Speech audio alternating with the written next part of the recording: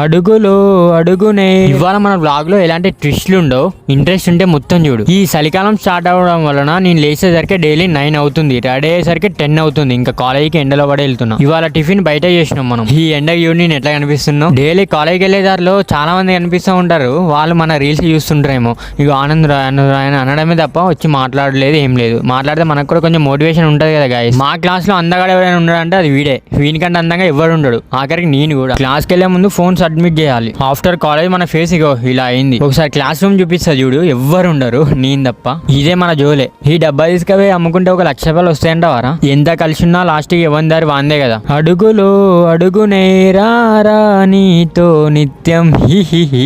ఏమో guys, sudden గా నాలో ఉన్న సింగర్ బయటకు వచ్చేస్తుండే. మీరు చెవులు మూసుకొని తొందరగా. ఇవాళ లంచ్ బాక్స్ తీసుకోవడం మర్చిపోయినా కదా. ఇంకా ఫుడ్ ఉండదు ఆఫ్టర్నూన్. ఇంకా అలా ఈవినింగ్ కూల్ వెదర్ లో బయటికి వెళ్ళినా పైనాపిల్ జ్యూస్ తాగి ఇంకా రూమ్ కి వెళ్ళి డిన్నర్ చేసేసి పడుకున్నా. సరే మరి రేపు కలుద్దాం. బాయ్.